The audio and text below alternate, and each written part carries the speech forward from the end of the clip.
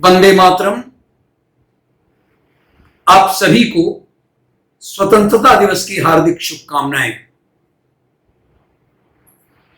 आज हम सब यहां स्वतंत्रता दिवस समारोह ऑनलाइन मना रहे हैं। क्या करेंगे? पूरा विश्व इस कोरोना की चपेट में है और एक फायदा यह भी हुआ है कि इसके कारण छोटे छोटे लड़के भी, बच्चे भी, लड़कियां भी और वे बड़े लोग भी जो ऑनलाइन बात नहीं समझ रहे थे, वे लोग भी अब ऑनलाइन काम कर रहे हैं। तो चलिए, पहला अवसर है कि मैं आप सबको शुभकामनाएं ऑनलाइन के माध्यम से दे रहा हूं। आप सभी जानते हैं, भारत को पूर्ण रूप से आजादी 15 अगस्त 1947 को मिली।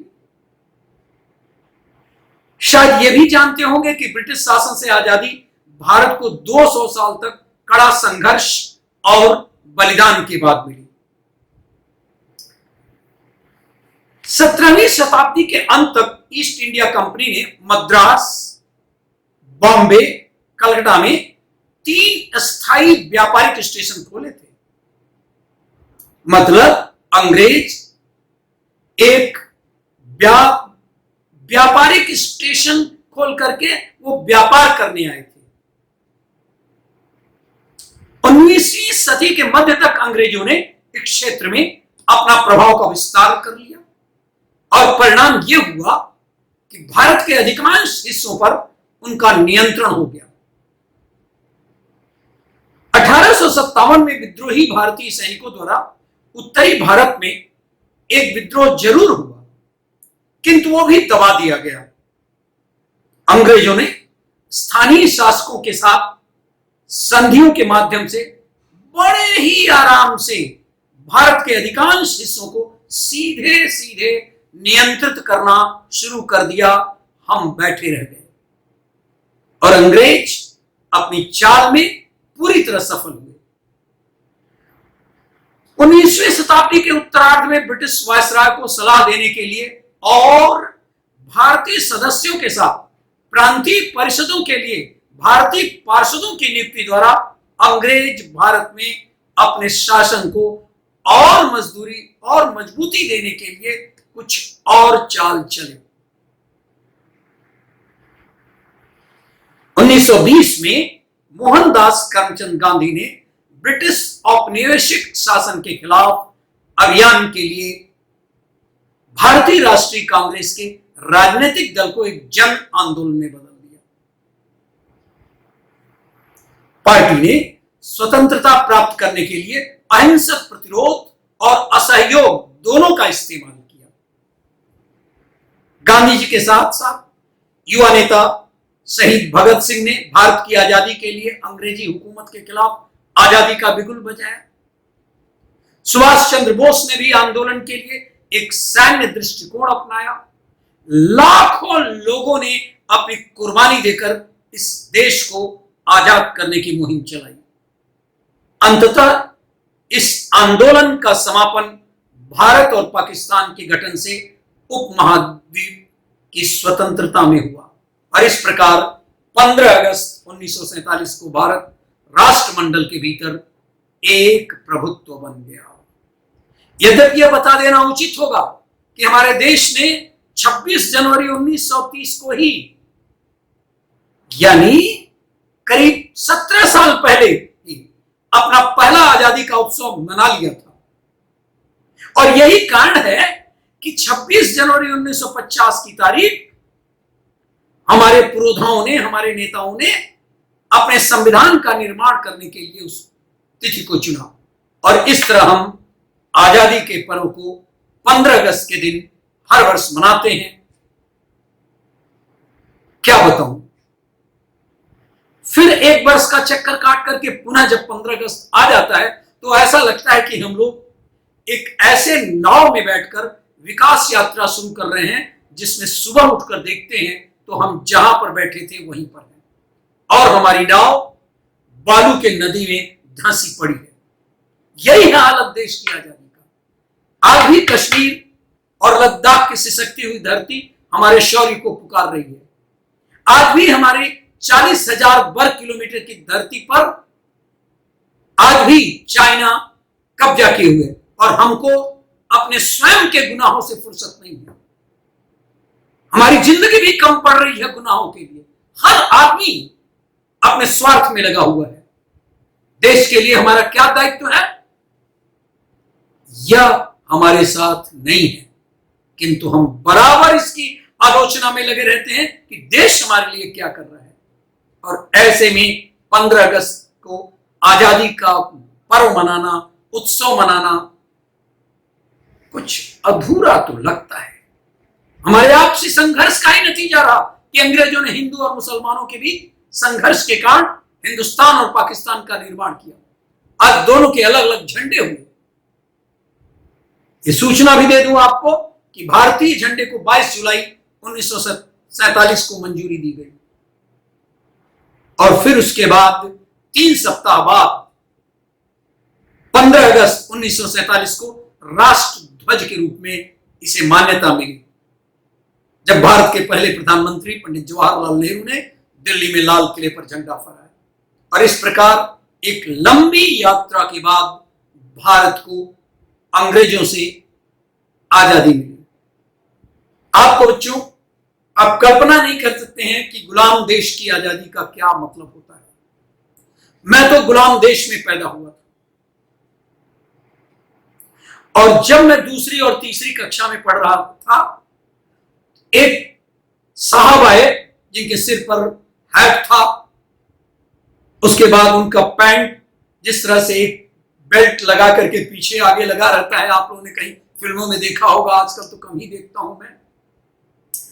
ऐसा एक व्यक्ति आया, क्या करने आया था ये तो नहीं पता, लेकिन गुलामी का एक ऐसा भय लोगों के अंदर था कि वह अंग्रेजी शासन का मुखिया, जबकि देश कम से कम 8 साल 9 साल पहले आजाद हो चुका था। हमारे शिक्षकों ने हमें भगा दिया स्कूल से भय के कारण। यद्यपि वो आदमी स्कूल में चेचक का टीका लगाने आया था। मैं केवल ये कहना चाहता हूं, ये गजब की त्रासदी रही थी। आप लोग कल्पना नहीं कर सकते हैं कि देश किस तरह से सोया हुआ था। आइए मैं प्रसिद्ध शायर इकबाल की कुछ पंक्तियों को यहां पर आपके सामने उद्धृत कर दूं। उन्होंने कहा था, मैं उन्हीं की शायरी, उन्हीं की कविता मैं जस का तस आपको दे रहा हूं। मेरा वतन वही है, मेरा वतन वही है। कहते हैं, चिश्ती ने जिस जमी पर पैगाम हक सुनाया, चिश्ती ने जिस जमी पर पैगाम हक सुनाया, नानक ने जिस चमन में वहदत का गीत गाया, तातारियों ने जिसको अपना वतन बनाया, जिसने हिजाजियों से दस्ते अरब छुड़ाया, मेरा वतन वही है, मेरा वतन वही है। सारे जहां को जिसने इल्मो हुनर दिया था, सारे जहां को जिसने इल्मो हुनर दिया था, यूनानियों को जिसने हैरान कर दिया था, मिट्टी को जिसके हक ने जरका असर दिया था, अरे तुर्कों का जिसने दामन हीरों से भर दिया था, मेरा वतन वही है, मेरा वतन वही है, मेरा वतन वही है। टूटे थे जो सितारे फारस के आसमां से, फिर ताब दे के जिसको चमकाया कहकशा से, वहदत की लय सुनी थी दुनिया ने जिस मका से, मेरे अरब को आई ठंडी हवा जहां से, मेरा वतन वही है, मेरा वतन वही है। सारे जहां से अच्छा हिंदुस्तान वही है, सबका वतन वही है। सारे जहां से अच्छा हिंदुस्तान वही है, मेरा वतन वही है, मेरा वतन वही है, मेरा वतन वही है। हमारा हिंदुस्तान युवाओं का देश है। पूरे विश्व में युवाओं का प्रतिशत हमारे देश में सबसे अधिक है। इसलिए अपने देश को खुशहाल बनाने के लिए, संविधान के अनुसार चलने के लिए जिम्मेदारी अब पुरानी पीढ़ी से ज्यादा युवाओं पर है, क्योंकि ये देश पर उनका हक ज्यादा है। आप इस हिंदुस्तान को कैसा बनाना चाहते हैं, वो आप सोचिए, और जाति धर्म संप्रदाय से ऊपर हटकर इस देश को सोने की चिड़िया जो कहा जाता था, फिर से बनाइए। याद रखिए, इस देश में वो सब कुछ है जैसा कि आप बनाना चाहते हैं। तो आइए दुष्यंत की कुछ पंक्तियों के साथ अपनी बातों को संभालो, अपनी बातों को विराम दूंगा। आज दुष्यंत नहीं है, बड़ी कम उम्र में दुष्यंत की मृत्यु हो गई थी, लेकिन उन्होंने कम उम्र में भी जितना कुछ लिखा, आज हिंदुस्तान के कवियों की पहली पंक्ति में आगे उनका नाम लिया जाता है। उनके बहुत अच्छी हिंदी गजल है। एक बात और बताऊं कि हिंदी गजल का की शुरुआत ही दुष्यंत ने किया था। वो गजल है इस प्रकार, हिंदी गजल। हो गई है पीर पर्वत सी पिघलनी चाहिए, इस हिमालय से कोई गंगा निकलनी चाहिए। मेरे दोस्तों, ये जो पीर है, जो हिंदुस्तान का दर्द है, ये पर्वत की तरह से हो चुका है, बहुत ज्यादा हो चुका है, और ये पीर पिघलना चाहिए। इस हिमालय से कोई गंगा निकलनी चाहिए। तो हो गई है पीर पर्वत सी पिघलनी चाहिए, इस हिमालय से कोई गंगा निकलनी चाहिए। आज ये दीवार पर्दों की तरह हिलने लगी। कोई शक नहीं कि जो दीवार थी वो हिलना तो शुरू हुआ, तो आज यह दीवार पर्दों की तरह हिलने लगी, लेकिन शर्त थी कि ये बुनियाद हिलनी चाहिए। हर सड़क पर, हर गली में, हर नगर, हर गांव में जो लोग मुर्दा हो चुके हैं, जिनकी भावनाएं मर चुकी हैं, जिनके धमनियां सूख चुकी हैं, उनमें रक्त प्रवाह होने चाहिए। इसलिए हर सड़क पर, हर नगर पर, हर गांव में हाथ लहराते हुए हर लाश चलनी चाहिए। हाथ लहराते हुए हर लाश चलनी चाहिए।